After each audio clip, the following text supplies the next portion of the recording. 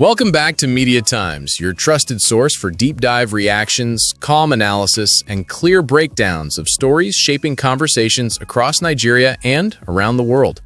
Today's episode examines one of the most heated national discussions unfolding last weekend, the controversial ambassadorial nominations by President Bola Ahmed Tinubu and the political ripple effects they've generated.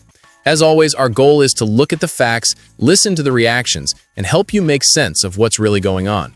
If you are ready, let's get right into it. Reactions are trailing President Tinubu's announcement of 32 ambassadorial nominees, and that is exactly where the national conversation began. The 15 career ambassadors on the list have received praise, but most of the controversy is centered on the 17 non-career nominees, particularly Reno Omokri, Femi Fani-Kayode, and Prof. Mahmood Yakubu. Our analysis is going to follow the flow of the announcement line by line, focusing on the issues, not the personalities.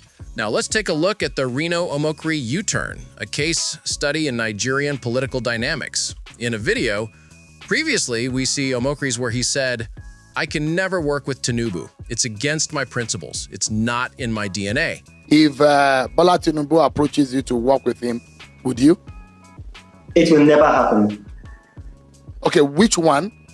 Which of the scenarios, him approaching you or you accepting to work with him? Oh my gosh, I don't want to betray privilege.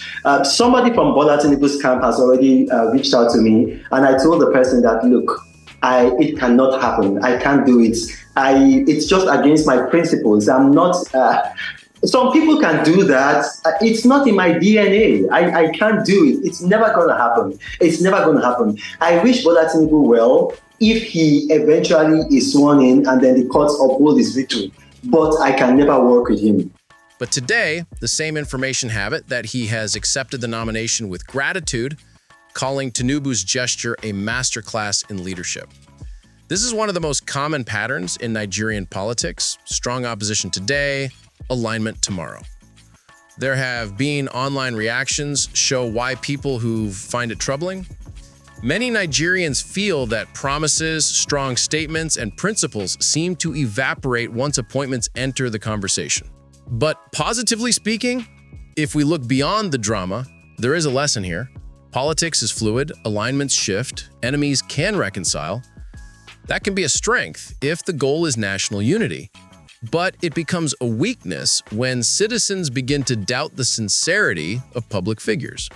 In analyzing this video, we see how Nigerians online frame it as hypocrisy, but on the flip side, it also reflects something important. If forgiveness and cooperation are genuine, it can help reduce political bitterness in the country. So it's a double-edged sword. Next is Femi Fani-Kayode and the temperament question. There was a video in 2020 where FFK verbally attacked journalists. The resurfacing of this clip, now that he has been nominated as ambassador, raises the question: is temperament a requirement for diplomatic service? Insults me here. I don't want to take any questions from this man. Very I could see from your face before you got here how stupid you are. Don't ever talk to me like that. Who do you think you're talking to? Bankroll who? You have a small mind. Very small mind. Don't judge me by your own standard. Don't ever try that with me again. No. Don't, please. You see me well. Don't ever. All right? I have a short fuse. Okay? Don't. Temperament matters.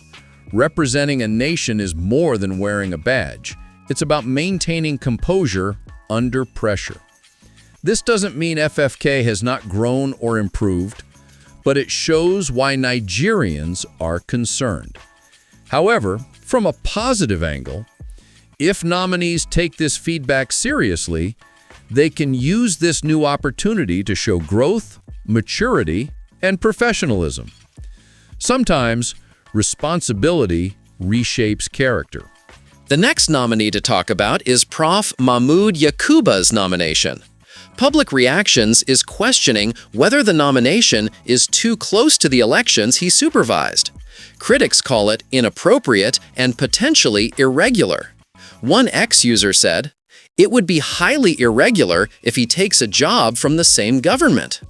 This concern is understandable, but from a positive standpoint, there is another possibility. What if the president wants someone with deep institutional knowledge representing Nigeria internationally? Experience matters. Knowledge of global democratic processes matters. If we look at this objectively, we see both sides clearly represented, the suspicion and the potential usefulness of his expertise. In conclusion, analyzing the news as a whole, we see in Nigeria wrestling with three major themes. Political credibility. Are appointments based on competence or loyalty? Diplomatic integrity. Do ambassadors reflect the best of the nation? And national security failures. Is enough being done to protect Nigerians? But despite the noise, one positive truth stands out from all these. Nigeria is talking, questioning, analyzing, and that is a sign of a maturing democracy. As long as citizens continue to examine decisions, hold leaders accountable, and demand better, there is always hope for progress. Thank you for joining today's episode of Media Times Podcast. If you enjoyed this breakdown, make sure you subscribe, like, and share, and we'll continue bringing clarity to the stories that matter most. Media Times, your voice, your analysis, your Nigeria.